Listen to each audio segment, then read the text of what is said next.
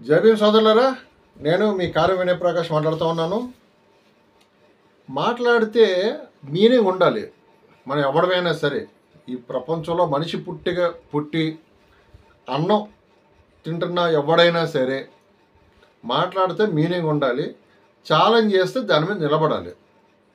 ఇప్పుడు జబ్బులు చర్చుకొని నేను దమ్మున్నవాడిని అది ఇది అని చెప్పేసి ఛాలెంజ్ చేసాం అనుకోండి, అంత పీకేస్తాను రండి అని. దాని మీద దమ్ముంటే మనం నిలబడాలి. మన మాటకి మనం కట్టుబడి ఉండాలి. ఎందుకు చెప్తున్నానంటే, ముందు నేను ఒక విషయం చెప్పే ముందు ఇక్కడ పెద్ద మనిషి తాలూకా ఒక క్లిప్ చూపిస్తాను మీకు. ఆ క్లిప్ చూడండి.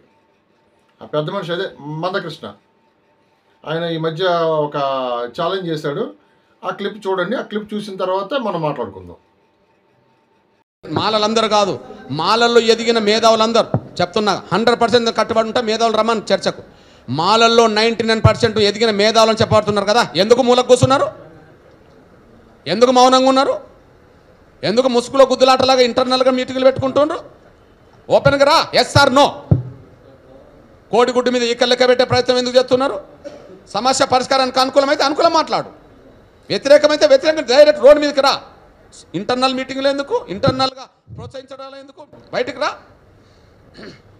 మాలల్లో మానవాదుల సంఖ్య ఎక్కున్నది, మేధావుల్లో, రాజకీయ నాయకుల్లో. మాల ప్రజలందరినీ నేను అభినందిస్తా. మాల ప్రజల కోసం నేను పనిచేస్తా. ఉపకులాల గురించి మాట్లాడతావా? ఎవరి జనాభా ఎంత వాళ్ళ వాటా రావాలి. నువ్వు మాలలో కలిసి ఉంటావా, మాదిగలు కలిసి ఉంటావా, అది మీ ఇష్టం. కలిసి ఉండకపోయినా ఎవరి ఇష్టమైన వాళ్ళదే. ఎవరి జనాభా ఎంతో వాళ్ళ వాటా అంతా. నేను చెప్తున్నా, నా మాదిగల జనాభా ఎంతో నా మాదిగల జనాభా వాటా అంతా రావాలి, అంతే. నేను ఎక్కువ కోరుకోను, తక్కువ వస్తే అంగీకరించాను.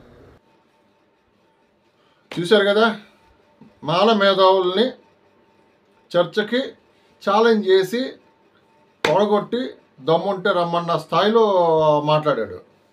ఓకే అన్నా, మందకృష్ణ అన్నే. ఎందుకంటే మనందరం కూడా అన్నదమ్ములం కాబట్టి, ఏదో నీ దయ వల్ల, నీ శాడిజం వల్ల ఈ ఎడారిలో ఆమోదం చెట్టే మహావృక్షం అన్న పరిస్థితిలో అప్పట్లో 30 సంవత్సరాల క్రితం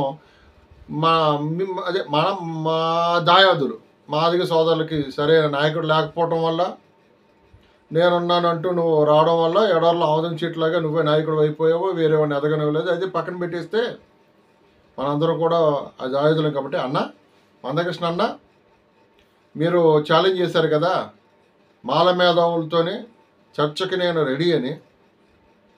ఇప్పుడు మాల మేధావులు అంటే, ఇప్పుడు నిన్న మొన్న దాసరి చెన్నకేశవులు అన్న చర్చకి మీతో పాటు సిద్ధమని అన్నాడు. మీరు చేసిన ఛాలెంజ్కి చెన్నకేశవులు అన్న నేను రెడీ అని అన్నాడు. రండి.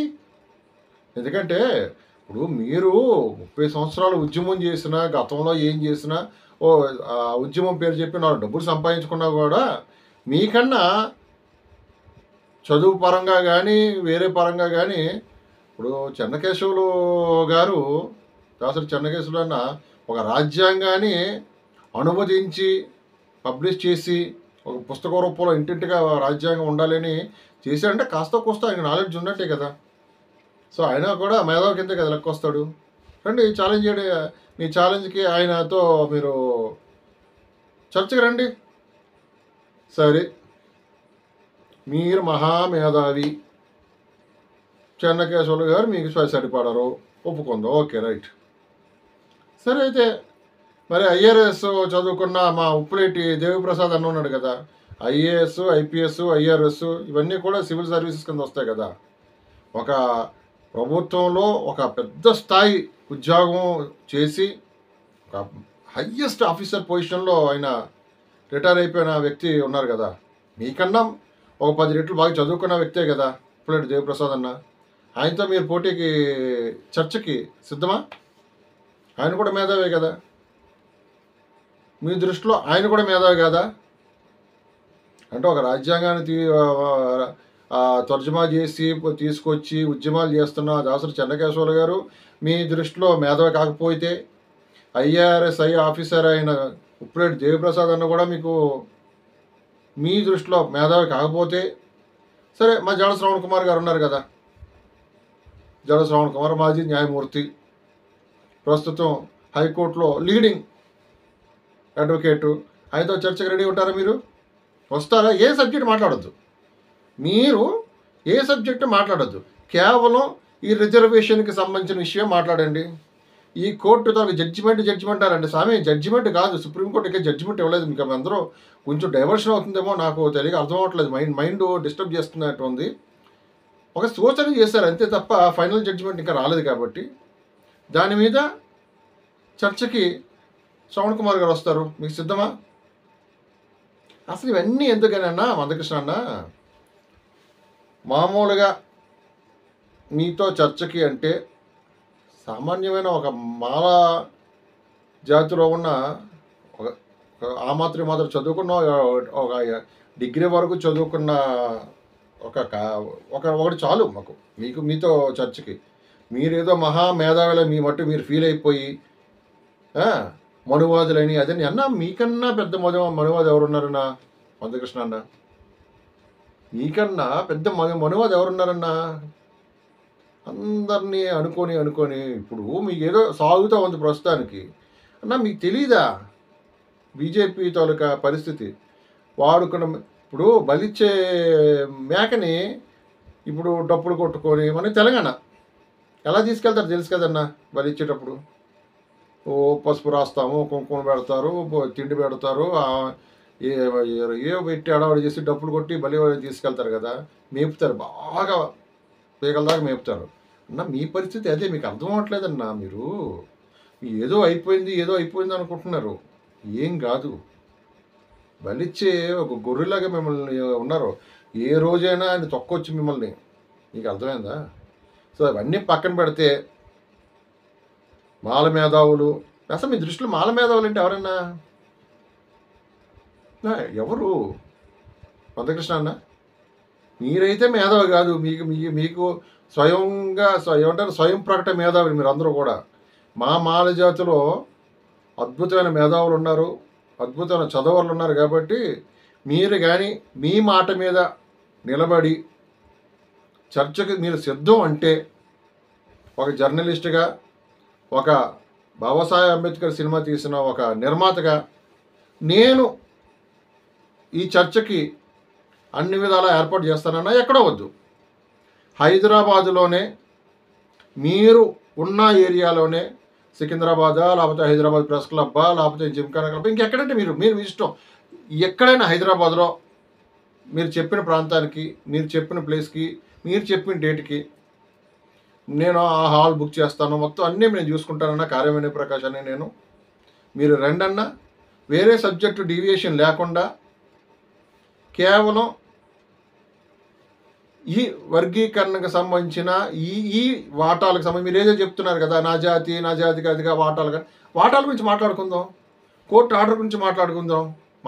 నేను కాదు, మీరు చెప్పిన వ్యక్తినే, ఫలానా వ్యక్తిని మీరు 30 సంవత్సరాలు బట్టి ఉద్యమంలో ఉన్నారంటే మీకు కూడా ఎవరెవరు ఏంటి అన్నది మీకు తెలుస్తుంది కదా. మీ దృష్టిలో మా మాల మేధావులు ఎవరున్నారో మీరు చెప్తే కొన్ని వాళ్ళనే మేము రిక్వెస్ట్ చేస్తాము, తీసుకొస్తాము, కూర్చుంటారా, మాట్లాడతారా? ఎందుకన్నా మనం చేతకానివి ఛాలెంజ్లు చేయడం, చిన్నపిల్లల ఆటలు ఆడడం ఎందుకన్నా? ఆల్రెడీ అయిపోయింది, వయసు అయిపోతుంది కదన్నా. మనకి జ్ఞాపక శక్తి కూడా కొంచెం మందగిస్తూ ఉంటుంది. వయసు అయిపోయిన తర్వాత చాదస్తం పెరుగుతుంది. ఆ చాదస్తం మాటలు అవన్నీ వద్దన్నా. మీకన్నా మాల మేధావులు చాలామంది ఉన్నారు, కానీ మనువాదులు లేరు మాకు. మీరే పెద్ద మనువాది కాబట్టి మరొకసారి రిక్వెస్ట్ చేస్తున్నానన్నా. ఏమి లేదు, మీరు అన్న మాట, మీరు చేసిన ఛాలెంజ్కి మీరు నిలబడండి. మీరు ఎక్కడంటే అక్కడ, ఏ ప్రాంతంలో ఆ ప్రాంతం, ఏ రోజు అంటే ఆ రోజు చర్చకి అన్ని ఏర్పాట్లు నేను చేస్తా. మీరు పిలిచిన వ్యక్తులనే మేము రిక్వెస్ట్ చేసి తీసుకొస్తాం. మీరు సజెస్ట్ చేయండి, పలానా వ్యక్తి అని. ఆ వ్యక్తులే మేము వస్తారు. లేకపోతే ఈయన ఆల్రెడీ ఓపెన్ ఛాలెంజ్ చేశారు కదా చెన్నకేశ్వరం, మా దాసరి చెన్నకేశ్వరం అన్న ఓపెన్ ఛాలెంజ్ చేశాడు. రండి మాట్లాడడానికి, మేము రిక్వెస్ట్ చేస్తాం. ఇప్పుడు దేవప్రసాద్ అన్న ఐఆర్ఎస్ ఆఫీసరు, ఆయన్ని రిక్వెస్ట్ చేసుకుంటాం. రండి. జడ శ్రవణ్ కుమార్ గారిని మేము రిక్వెస్ట్ చేసుకుంటాం. రండి, మీ చర్చే, మీ మాటలే. మాట్లాడుకుందాం రండి. నా చిన్నోని మీకన్నా చిన్నోని కాబట్టి చెప్తున్నాను. అయిపోయింది. ఇప్పటిదాకా మాదిగ సోదరులని మీరు విషం నింపి వాళ్ళని ఒక చెంచాల కింద తయారు చేసుకున్నారన్న. మీకు స్పూనింగ్ చేసే వాళ్ళ కింద కొంతమందిని తయారు చేసుకున్నారన్న. మంచిది కాదన్న. మనం పెంచిన పాము మనల్ని కాటేస్తుందన్న విషయం మనకు తెలుసు కాబట్టి కొంచెం మారండి అన్న, మారండి. ఇంకా విషయాన్ని నింపకండి. ఆ విషయం మళ్ళీ విషప్రయోగం మళ్ళీ మీ మీద జరిగింది అనుకోండి, మీరు పెంచిన నాగు పాములే మిమ్మల్ని చేసారనుకోండి. ఆల్రెడీ మీరే పెద్ద అనకొండ. సో అన్న, మరొకసారి రిక్వెస్ట్ చేస్తాను, మీరు ప్లేస్ చెప్పండి అన్న, టైం చెప్పండి అన్న, డేట్ చెప్పండి అన్న, అన్నీ నేను భరిస్తాను, చేస్తాను.